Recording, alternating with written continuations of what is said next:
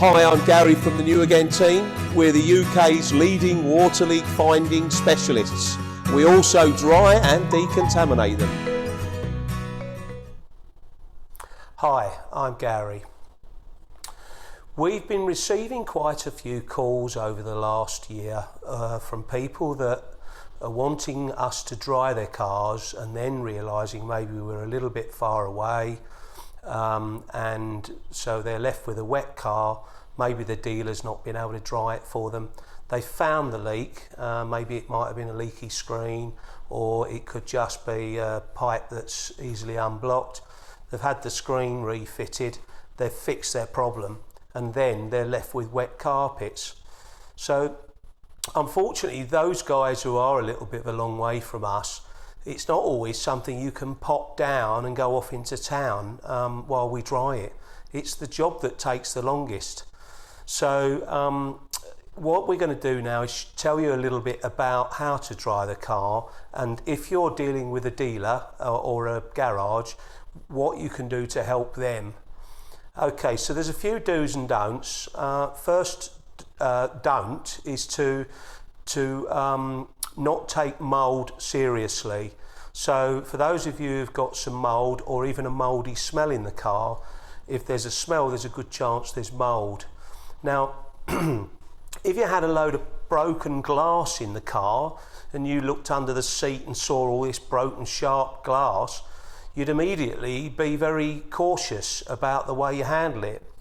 But most people see mould as something that they don't really know a lot about, and they see the mould and think, oh, you know, that'll clean it, give it a wipe or whatever.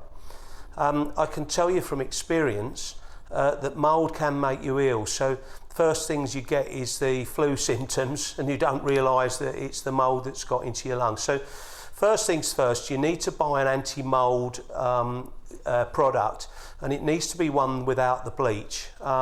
You may want to read the label of the spray bottle they usually come in, just to make sure that there's not another word for bleach.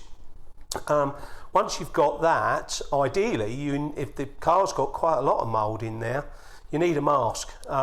You need to take it seriously that mould gets inside you through your lungs.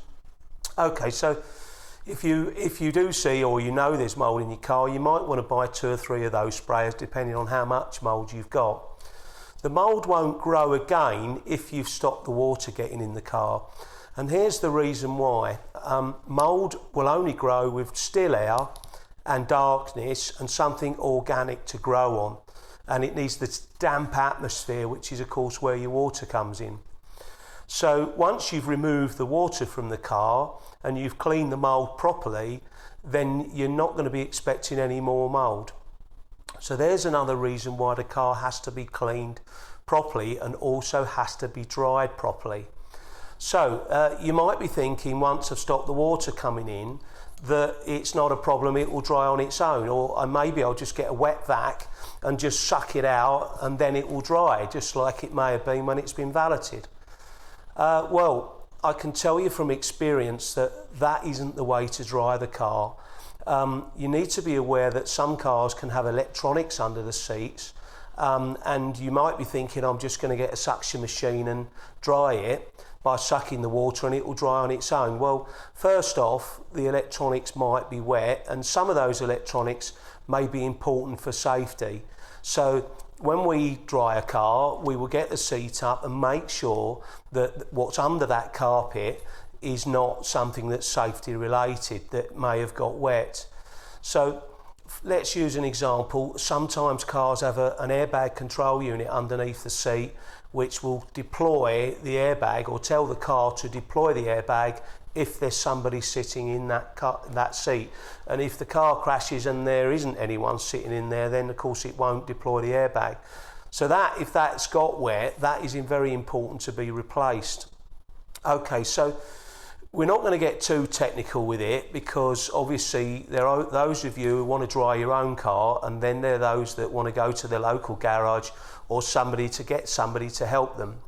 So first off, your seat needs to come out of the car. 99% of cars, that's the case. If the car's wet on the footwell areas, front and back, the seats will need to come out. If it's on one side, you might be able to just get the seat out on one side if you can confirm the other side isn't wet. But if it's on both sides, either the whole carpet and all of the seats, and sometimes the centre console's got to come out to get the whole lot out, or what we do is we'll lift up the carpet, so we get the seat out, we'll lift up the carpet so it's like wings effectively, or one side or the other, so the carpet's sitting in the air but still connected in the middle. Now to do that, you have to unbolt the seats. There is a plug underneath 99% of seats, unless you've got a really old car. There's usually a plug that connects the seat to the car, and in the car seat is the sensor to sense whether somebody's sat in there. So you need to get underneath the seat with a light and unplug that. Sometimes they're a little bit fiddly, but they do unplug. Sometimes there's a little release thing, and sometimes you can go on YouTube and have a look and they'll show you how to unplug it. Once you've unplugged it, there are 4 bolts to the seats. 90% of cars have got 4. There are 1 or 2 there with just 2.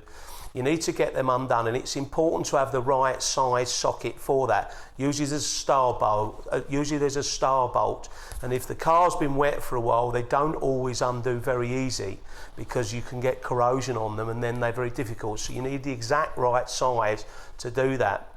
Once the seat's released, then you've got to take the seat out of the car. Sometimes a car might have a seat belt attached to it, and then so you need to cover up all the plastics and everything to make it safe.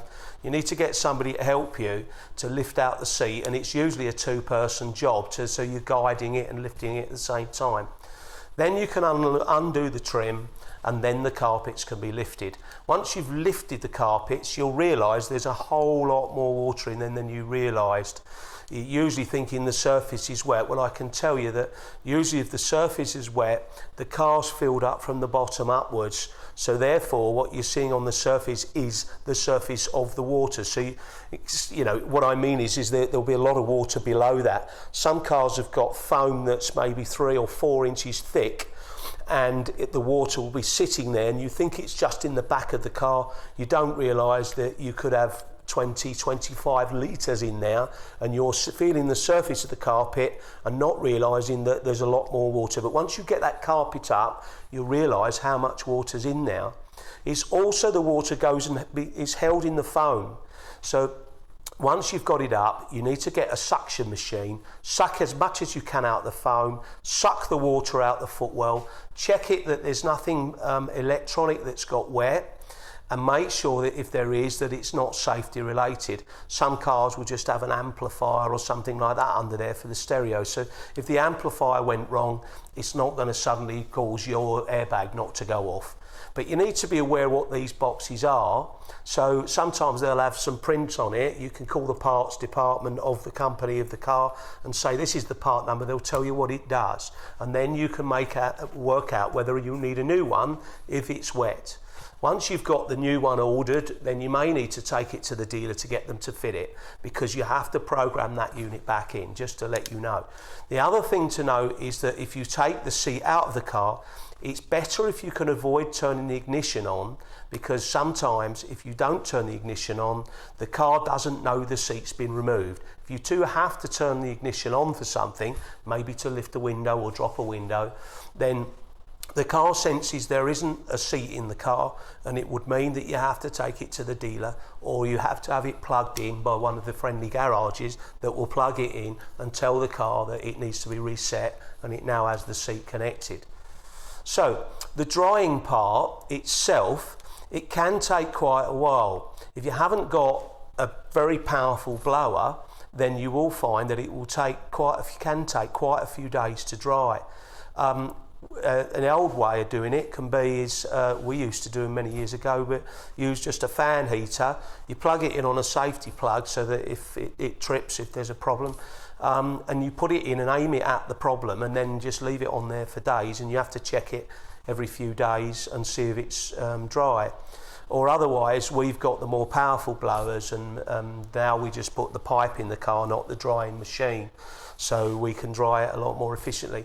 So I hope that helps.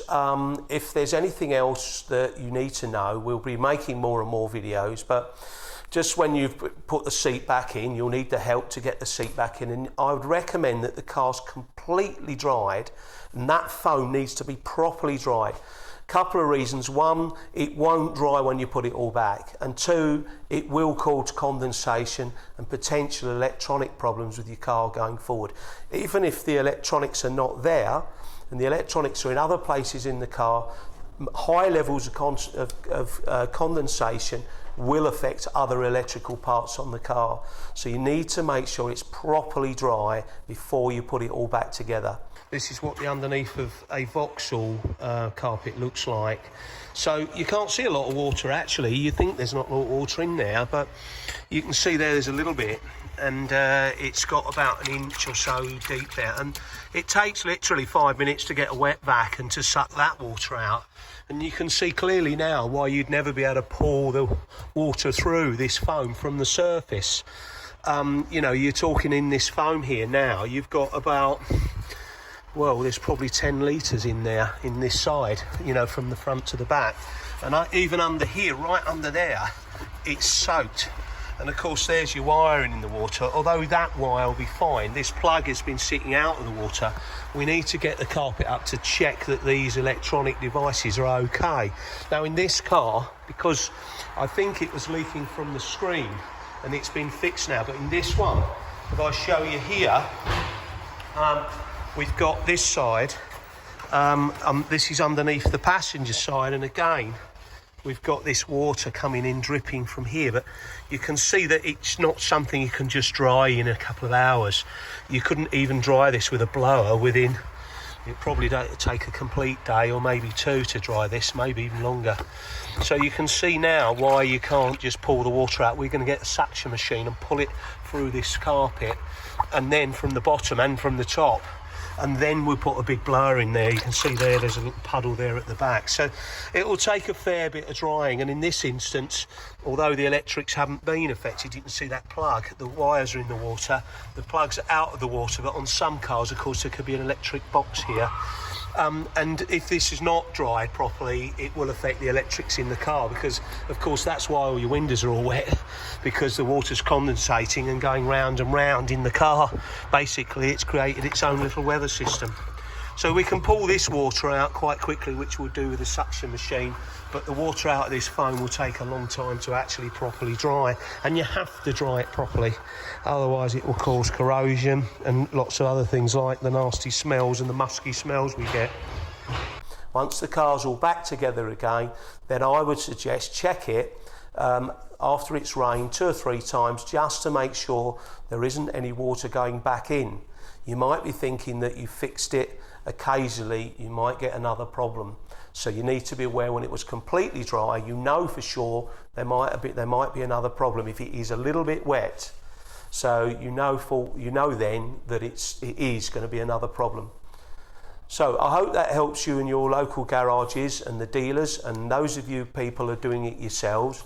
I hope that helps with helps you with it.